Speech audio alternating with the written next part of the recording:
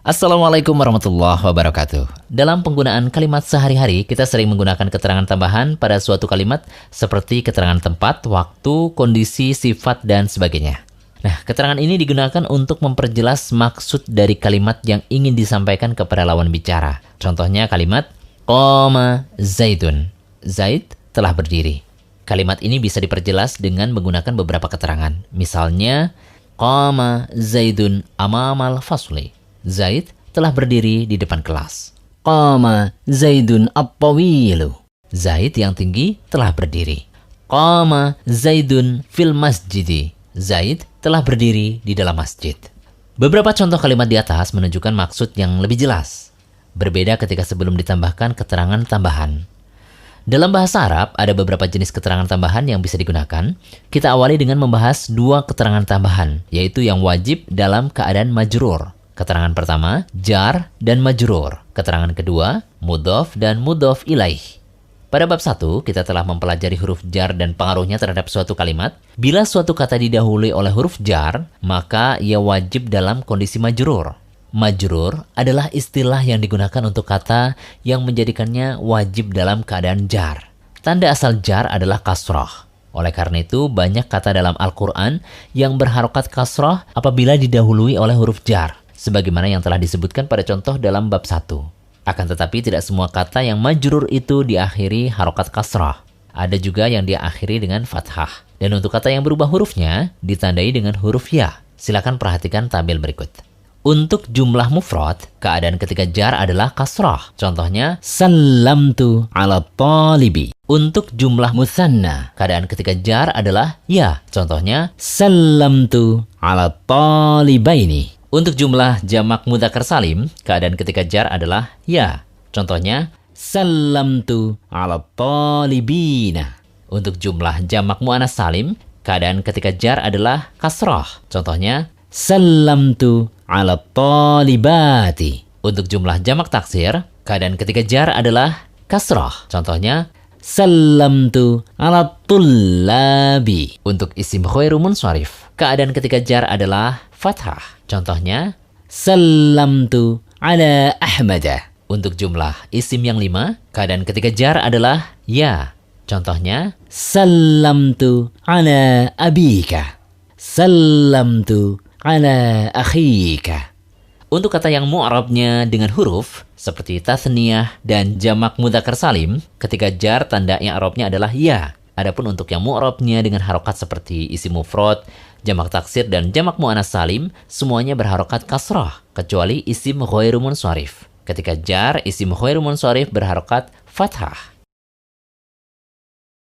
Dalam suatu kalimat, kita bisa menggunakan huruf jar sebagai keterangan tambahan. Silahkan perhatikan contoh-contoh berikut untuk mengetahui peran huruf jar dalam kalimat. Untuk mufrad, contoh kalimatnya adalah Khadijatu jamilatun kalbadri. Khadijah itu cantik bagikan purnama. Contoh lain, Dhahabtu ilal maktabati. Saya telah pergi ke perpustakaan. Untuk tasniyah, contoh kalimatnya adalah Hamidun mudarrisun fil madrasataini. Hamid adalah guru di 2 sekolah. Contoh lain, Sami'at Fatimatul khobaro anis shadiqaini. Fatimah mendengar kabar dari 2 orang jujur. Untuk jamak mudzakkar salim, contoh kalimatnya adalah As-shaumu junnatun lis-shaimina. Puasa adalah perisai bagi orang berpuasa. Contoh lain, Tobakhot al-ummur ruzza lis-shaimina. Ibu memasak nasi untuk orang berpuasa. Untuk jamak muannas salim, contoh kalimatnya adalah Al-hijabu wajibun alal muslimati. Hijab itu wajib atas muslimah. Atau contoh lain, marortu bit talibati. Aku berpapasan dengan siswi-siswi. Untuk jamak taksir, contoh kalimatnya Yabhathul qaidu anir rijali. Panglima sedang mencari para laki-laki. Contoh lainnya, Roja'at tujjaru minal aswaqi. Para pedagang pulang dari pasar-pasar. Untuk isim khairu munsharif, contoh kalimatnya Dhahabal hujjaju ila Makkata. Orang-orang berhaji pergi ke Mekah. Contoh lain, Marrat Hindun bi Ahmada. Hindun berpapasan dengan Ahmad. Selanjutnya, keterangan mudhof dan mudhof ilaih.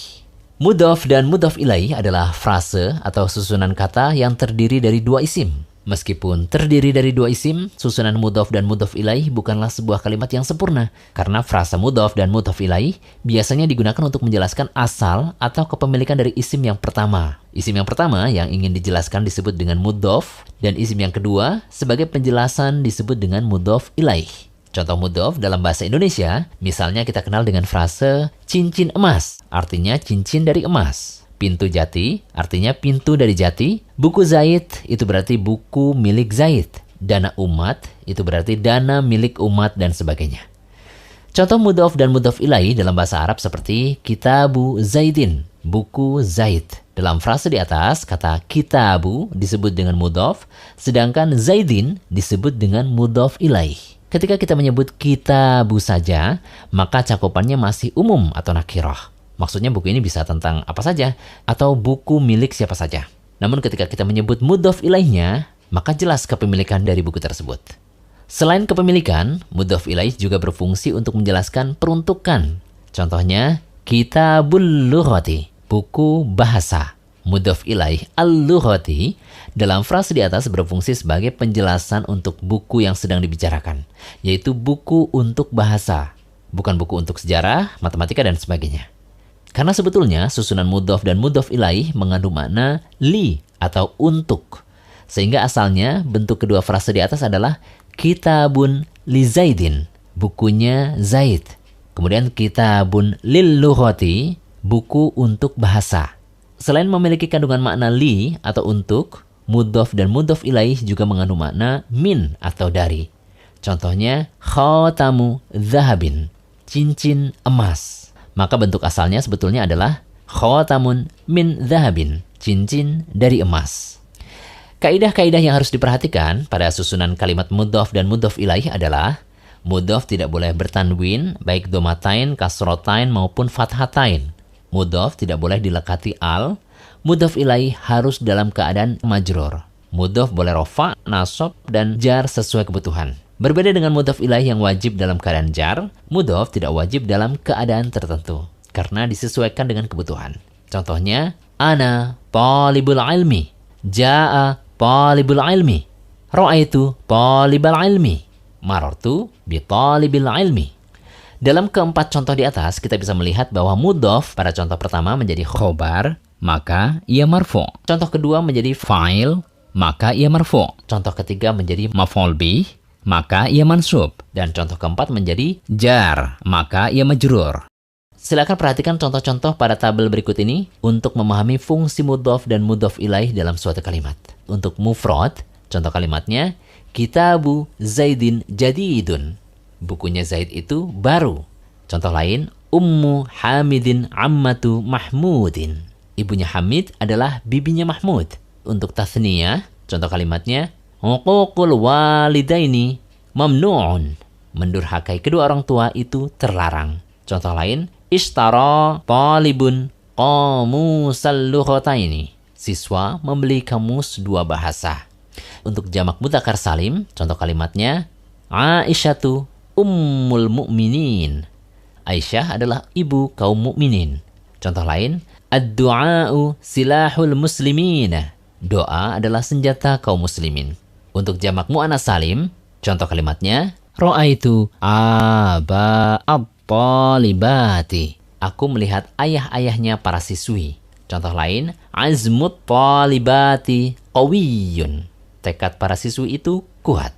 Untuk jamak taksir, contoh kalimatnya, Uthmanu amharut tullabi. Utsman adalah siswa terpandai. Contoh lain, ahfadzul Qur'ana fi madrasatil huffadhi. Aku menghafal Al-Quran di sekolah para huffadz.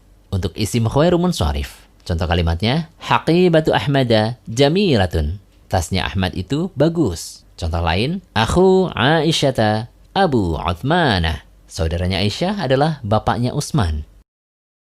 Demikian dars yang ke-9. Semoga bermanfaat.